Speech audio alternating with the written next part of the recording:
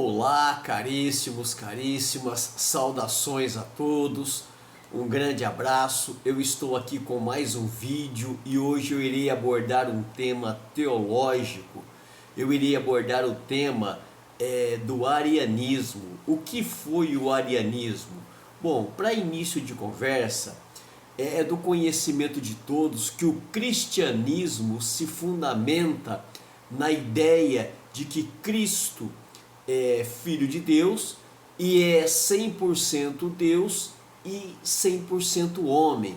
Sendo homem, não perdeu a sua divindade, e sendo Deus, enquanto vindo aqui na terra para trazer a sua mensagem, ele manteve a personalidade humana e divina. Então a base do cristianismo é essa: acreditarmos que Deus, que Jesus Cristo é Deus eternamente e que foi integralmente homem, sem deixar de ser Deus, para nos dar o exemplo e para morrer no nosso lugar, nos dando salvação.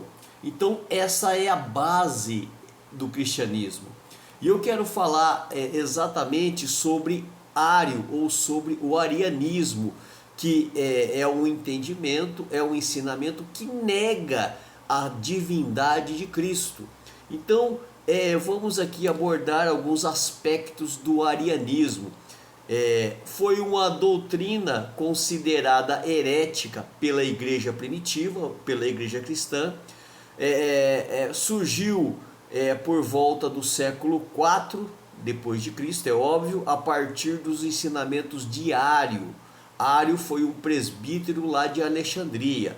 Segundo Ário, então, Jesus Cristo, ele não era da mesma natureza de Deus. Jesus Cristo, então, teria sido uma criatura de Deus, mas não tinha a mesma natureza. Então ele era humano, mas ele era superior aos humanos. Ele era um humano superior, mas não tinha os elementos e a natureza de Deus. Ou seja, era um homem acima da média. Era isso o que Ário defendia. Então Ário afirmava que houve um tempo em que o Filho não existia, Cristo não existia. Então, com isso, ele negava a eternidade e a divindade plena de Cristo. Ele estava tocando numa das bases, num dos fundamentos do cristianismo. É de que Cristo sempre existiu e ele é o verbo de Deus. Sem ele, nada do que foi feito se faria. Então, Ário então nega um pilar elemental do cristianismo, que é negar a divindade de Cristo e a eternidade dele. Então essa visão contrariava a própria doutrina do Espírito Santo, da Santíssima Trindade, segundo a qual o Pai, o Filho e o Espírito Santo são coeternos da mesma substância e igualmente divinos. O concílio de Nicéia, que foi o primeiro concílio de bispos reunidos na cidade de Nicéia, proclamada pelo imperador Constantino, então vai abordar essa questão. Líderes de vários segmentos do cristianismo participaram deste concílio. Lembrando que nessa época não existia a Igreja Católica, tá? As igrejas eram locais e a Igreja Católica veio a existir depois. Então esse concílio foi um concílio ecumênico, convidando líderes de vários locais para abordarem o tema do arianismo, para buscar meios para combater a doutrina do arianismo, que havia se infiltrado nos ensinamentos da igreja e colocava em xeque os ensinamentos de Cristo, ao negar a divindade de Cristo. Então o concílio de Nicéia foi realizado em 325, que condenou o arianismo como heresia e proclamou o credo de Nicéia, que vai dizer que Cristo é gerado, não criado, consubstância do Pai. Vamos então analisar um pouquinho desse gerado, não criado. A diferença entre gerado e criado reside na origem e na natureza. Gerado significa ter a mesma natureza e a mesma substância de quem gera, enquanto criado indica fazer algo novo. Então o Concílio de Nicéia vai dizer que Cristo é gerado, porém a mesma substância do Pai. Não é outro além a outra substância além daquela eterna. Então o concílio então vai entender que Cristo é eterno, que Cristo sempre existiu, consubstancialmente com o Pai. Então, enquanto se ele fosse criado, indicaria que ele seria algo novo, de natureza distinta, não teria a mesma natureza de Deus, portanto não eterno, portanto finito. Então, a partir disso, o concílio condena o arianismo. Apesar da condenação, o arianismo continuou gerando fortes tensões políticas e religiosas dentro do Império Romano. Muitos imperadores, como Constantino II, apoiaram os arianos, o que resultou em conflitos internos, perseguições a bispos que defendiam o Concílio de Nicéia, e disputas entre autoridades eclesiásticas e imperiais. O debate religioso refletia diretamente os embates pelo poder do império, contribuindo para a instabilidade política e religiosa da época. Alguns povos germânicos seguiam o arianismo. O arianismo ganhou força entre esses povos, como os visigodos, ostrogodos, os vândalos e os lombardos, que se converteram ao cristianismo por meio dos missionários arianos. Então, durante séculos, esses reinos bárbaros praticavam o arianismo, entendiam que Cristo não é Deus e que não é eterno e que era meramente um homem. Então, o Ocidente e a crença de que Jesus é da mesma substância eterna criada, então a maioria dos cristãos do Ocidente seguiam o cristianismo niceno. Então o mundo estava dividido entre os arianos e os que defendiam que Cristo é realmente Deus. Então a maioria dos cristãos do Ocidente seguiam o cristianismo defendido pelo Concílio de Nicéia, o que gerava tensões religiosas e sociais entre os conquistadores e populações locais. Então o arianismo vai perder força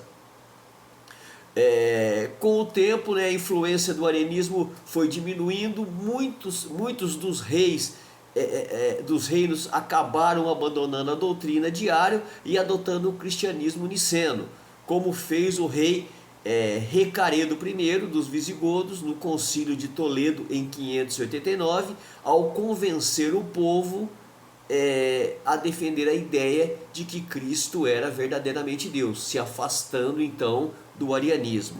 Este evento então ele unificou a Espanha visigótica sobre a fé católica, consolidou o poder monárquico com apoio eclesiástico.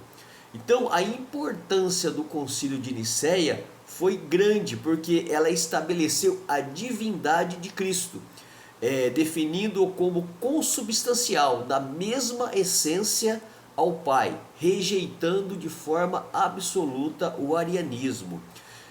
No Concílio de Nicéia, a Igreja Católica Romana não existia. O concílio ele foi ecumênico, não existia oficialmente, não existia um poder central, um poder romano, ou a Igreja Católica Romana como nós conhecemos. Então a Igreja Católica não foi fundada nem oficializada no Concílio de Nicéia. Nicéia foi um concílio ecumênico para definir doutrinas e combater o cristianismo. O cristianismo só se tornou religião oficial do Império Romano no ano de 380 d.C., óbvio, com o Edito de Tessalônica. Então, a legalização em 313, o imperador Constantino legalizou o cristianismo com o Edito de Milão, permitindo o culto, mas não tornou a religião oficial do império. Então, o Concílio de Nicéia, ou no Concílio de Nicéia, os bispos se reuniram para consolidar a estrutura doutrinária da igreja, resultando no Credo Niceno, que definiu a natureza divina de Cristo. No ano de 380, o imperador Teodósio I promulgou o Edito de Tessalônica, tornando o cristianismo católico religião oficial e exclusiva do império. Portanto, o concílio foi uma consolidação de uma estrutura que já vinha se organizando há mais de 300 anos. Qual é a importância da divindade de Cristo? É fundamental, porque se Cristo não fosse ao mesmo tempo Deus e ao mesmo tempo homem, não teria nos proporcionado uma salvação eficaz. Como Deus encarnado, Jesus tem o poder sobre a morte, porque sendo Deus, ele se tornou homem e, sendo homem, ele cumpriu rigorosamente todos os períodos, todos os ensinamentos de Deus, e conhecendo toda a essência humana, ele pôde nos justificar. Ele aprendeu a andar, ele aprendeu a falar, ele sentiu dores, porém, um detalhe, ele nunca pecou. Por isso ele pôde nos justificar e o seu sacrifício foi aceito, porque foi um sacrifício perfeito.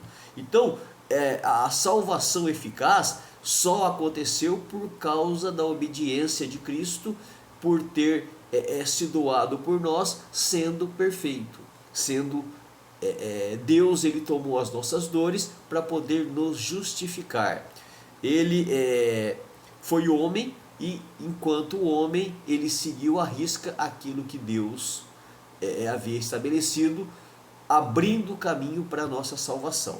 Então, Jesus Cristo, ele é a revelação divina, ele é o resplendor da glória de Deus e a forma exata de conhecê-lo, de conhecer a Deus, né? Cristo, ele é o caminho, a verdade e a vida. A fé cristã se baseia no Logos, no Verbo, né, eterno que se fez carne. Sem a divindade, o cristianismo perde sua razão de ser. Então, é por isso que o Concílio de Nicéia começou ou decidiu combater o arianismo, porque o cristianismo perde a sua essência e a sua razão de ser ao negar a divindade e a eternidade de Cristo. E também crer na divindade de Cristo traz esperança que supera as aflições terrenas, porque ele, sendo homem, ele passou pelas aflições e venceu a morte e alcançou a imortalidade. Também Jesus, sendo divino, é o único mediador que reconcilia a humanidade com Deus.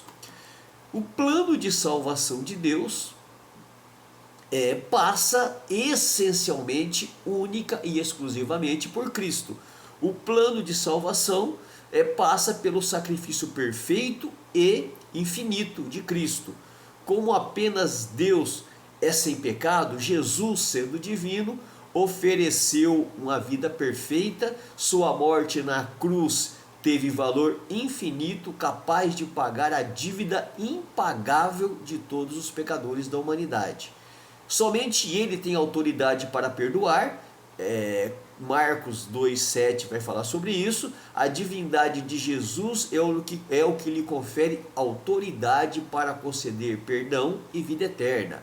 E também a reconciliação da humanidade com Deus. Jesus agiu como mediador entre Deus e os homens, reconciliando a humanidade caída com o Criador, sendo ele próprio Deus.